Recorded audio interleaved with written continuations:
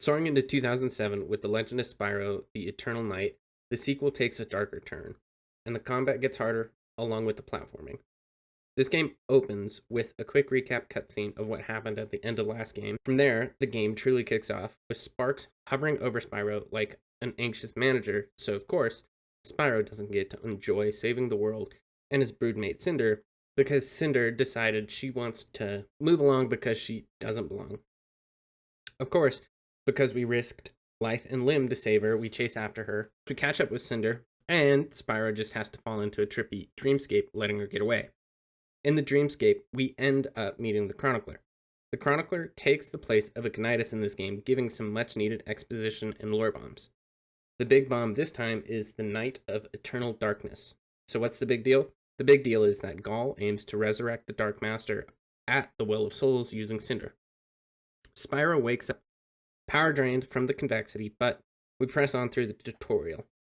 Basic tutorial things aside, what does it take to 100% this game? This game is a little more return to form, as there's a little bit of collecting to do, specifically 5 red masks, 5 red dragon masks, and 5 green dragon masks, as well as 40 quills. Since I'm counting falls to one's death as an actual death, I anticipate this game is going to be quite a bit harder with all the collectibles in the mix. A part of the tutorial shows this game's new mechanic, and that's the ability to slow down time. For the majority of the game, I played without relying on it much, kind of similar to how I neglected the breath upgrades in Dante's Freezer in the first game, and I have some pretty major regrets about that, but we'll get to that later. Of course, chasing Cinder from here on can't be a walk in the park, as apes swarm the outside temple, and so the fight begins. The apes must have learned a little something new, as some new enemies have come along with them. Deathhounds. These are fast-moving enemies that will charge from afar, so every time they show up, I had to pay a little closer attention. After fighting my way through some of these enemies, we encounter some spiders too, which are kind of annoying because they require a ground slam to finish off, but it's mainly annoying in the bigger battles. Nothing too big early on. Not only did the apes learn how to wrangle some hounds, they also learned how to tame giant snails. These fights are kind of annoying as well, but grand scheme of things, they're not that hard. I didn't rack up any deaths here. The temple has 2 dragon masks, and one of which is red, one of which is green, as well as 5 quills. And let me tell you, these damn collectibles were a rude awakening for me. I died 4 times trying to get to the platform for the green mask, which made me regret my decision of counting falls to your death. But them's the rules, as I said when I first set out to accomplish this, so I'm counting them. But it's definitely a skill issue, so I did my best to keep track of normal and falling deaths. The boss in this level is the assassin, and this encounter isn't the only time that we get to fight him in this game, but he sure does get annoying. You have to perfectly time how much you charge fireballs to hit him at his ever-changing height while also dodging his projectiles. Luckily, I was nice and locked in this session, so I beat him first try after defeating Assassin. We get treated to a nice happy cutscene where Spyro reveals the dreams he's been having, and so the Guardians decide to send Spyro off to the Ancient Grove. The Ancient Grove is where the game stops pretending to be gentle. The moment I step in, it is obviously this level's existence to test 2 things: my platforming discipline and my emotional stability. Everything is vertical, everything is green, and everything looks like it's just one mistimed jump away from sending me into the abyss. Right away, the grove leans hard into branching paths, not metaphorical branching paths, literal branches.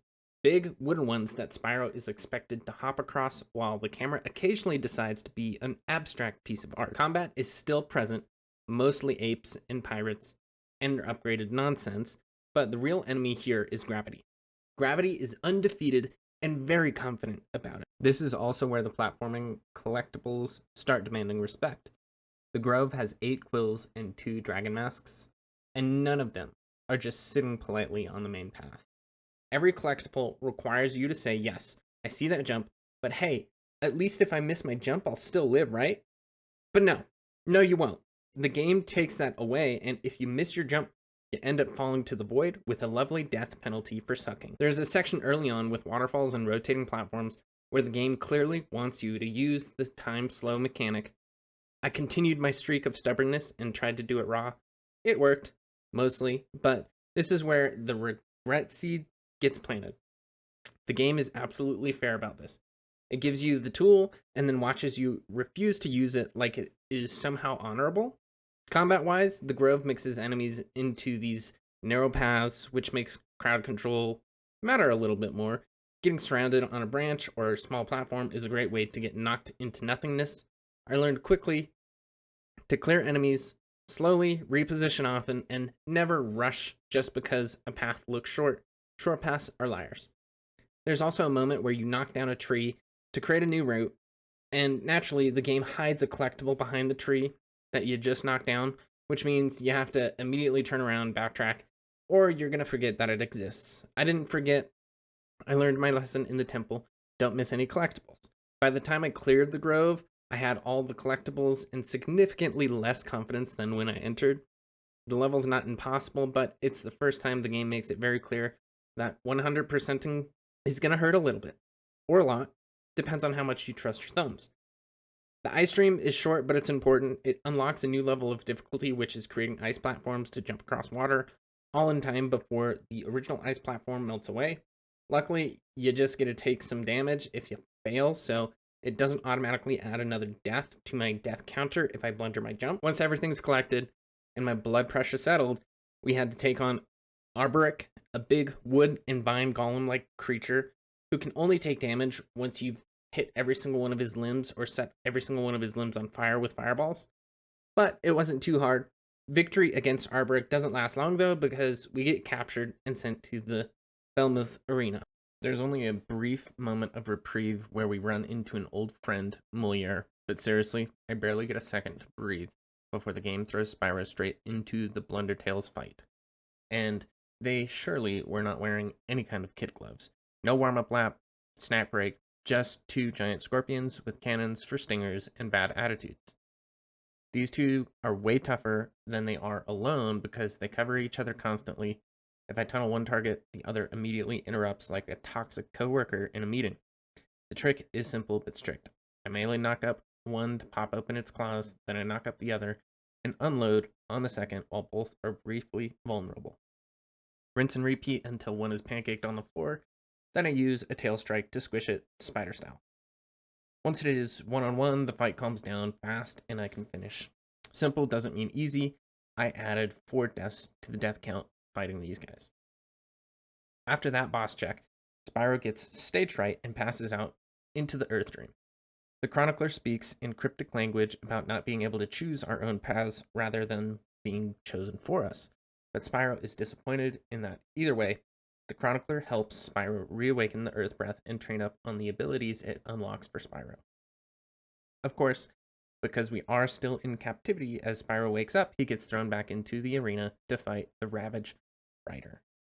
Ravage Rider is a short boss chapter, but functions pretty similar to Steam from the first game. It's a pure pattern check. The clean loop is to stand near the center so the ship commits to a charge, dodge the cannon shots and the side fire, then wait for it to crash and expose the pilot legs. That's the damage window, and melee is the best option here since jumping wastes precious seconds before it recovers. Phase 2 is the same idea with less mercy. The ship's moving faster, crashes less often, and punishes sloppy spacing. So I keep circling, saving dragon time for emergencies, and then when it finally crashes, I unload fast, back out, and reset the loop. It is not flashy, but it is consistent. Despite it being similar to Steam, this boss was harder, as you had no room for taking a lot of damage, as there's no health crystals around. After trial and error, I finally figured out how to use slowing down time when dishing out damage, which is what I mentioned earlier. I totally regret not learning this earlier because almost every fight from now on becomes trivial, especially with Earth Breath, but you live and you learn. This encounter added 8 friends to the death counter. After that, we chat with Moliere again, and we get a note from Hunter of Avalar, who is a more prominent character in the third game, but the intermission isn't long before we take on the Executioner, who's effectively a reskin of the Ice and Electric King from the first game. He wasn't hard, especially with the newfound skill of actually using this time-slowing mechanic, but I still rack up 1 death here because my first battle with him, I virtually had no health. With that, we get into a cutscene with Cinder, where she gets kidnapped by pirates, and then This turns the Falmouth arena into pirate ship chaos. Cannons, deck brawls, mass climbs, and enough ledges to make my fall death counter sweat. This is where the run can get messy if I rush, especially for my 100% route. So I slowed down, ran a system. I ran the barrel puzzle first with pressure pads and dragon timing, and then I used the branching path to get the health relic 3, and then I continued on to progress. The ship becomes hazardous with steam blockers, cannonball rooms, and quite a few quill pickups that are easy to miss if you don't clear each room and rescan it. Quills 14 through 18 all live in here, and in this stretch, including mass routes as well as the cannon rebel checks. Also, yes, there's more big battles, totem breaking, and another blundertail pair, because apparently one trauma wasn't enough. After all that, Scab shows up with hook pressure and shotgun patterns. I had to dodge hook throws until it would get stuck, and then you punish it with some short melee, especially with the time slow mechanic. It wasn't too terribly hard. It's less about raw damage and more about not panicking while he was trying to bully the spacing out. Altogether, I would say the Falmouth Arena is the biggest marathon of combat in this game, so when all is said and done, I added a total of 25 deaths to the death counter, but with Scab defeated and a map found, we moved to the pirate fleet. The pirate fleet is more ships, more cannons, more enemies who think I am their problem. The game immediately returns to its favorite hobby, mixing combat with platforming jumps that can ruin my mood in one output. Glide from one ship to the next, fight some pirates, solve some puzzles, and collect loot along the way. Since I unlocked the skill of maximizing my breath while using the time slow mechanic, this section is pretty easy. I racked up far fewer deaths because of it. Gliding to the final ship has us fighting Scab again. Of course, since I already beat him once, we all know how this ends. Punish Scab while he is vulnerable, and bam, we are on our way to the next level. But of course, while flying to the island the map showed us, Spyro decides to pass out again. And we're speaking to the Chronicler again to unlock Electricity Breath. By speaking, I mean sending messages to the Chronicler and being left on red. Outside of that, the Electricity Dream is like any other dream. Unlock the ultimate power, fight some stone statues to understand what you get with the breath, and then have a chat with the Chronicler for some quick lore. The Electricity Dream and the Pirate Fleet were seemingly the easiest section of the game because I only added 5 deaths to the death count in this section, 0 of which came from the Electricity Dream. This leads us to waking up from the first Chronicler TED Talk where the Chronicler was uncharacteristically unhelpful and silent. We find ourselves landing in the Celestial Caves thanks to a friendly giant turtle. This place is like if someone took the Grove's vertical sadism, cranked it to 11, and then added elemental puzzles that punish you for forgetting which breath does what. We're talking candle lighting with fire, freezing lakes with ice, earth slams to shift platforms, and zapping electric nodes with my shiny new electricity breath. Oh, and the camera? Still out here doing performance art, especially when you're in the middle of a glide over a bottomless pit. Collectibles hit hard here. 10 quills scattered like they personally hate me, plus a green mask in the fire cave, and a red one tucked under a cliff in the ice cave. I methodically trek through each cave, using Dragon Time when applicable for pixel-perfect jumps over spinning pits of doom and collapsing platforms. The caves themselves are short, but have some relevant skill checks throughout. Each cave ends with a spirit boss, and you're locked into using one elemental breath. To be honest, they all fight similar to the kings from the first game, so they aren't difficult, but I sure wish I could have used the overpowered earth breath and time slow mechanic on all of them to speed through. But even with the locked elemental breath, these bosses were not too hard. After the mini boss gauntlet of the spirit bosses, we enter the final cave where we take on the elemental dragon, essentially Cinder from the first game, and since I mastered the mechanics in the last game, this is another seemingly trivial fight. After emerging victorious from the grueling trials of the Celestial Caves, having mastered the 4 elemental breaths and shattered the formidable elemental dragon, Spyro walks in to find the Chronicler. The ancient dragon talks of his solitude being peachy given he has his books. But he mentions the book with the story of Spyro. This book has some unwritten pages. And of course, Spyro wants to see. This leads to a whole recap of the story so far.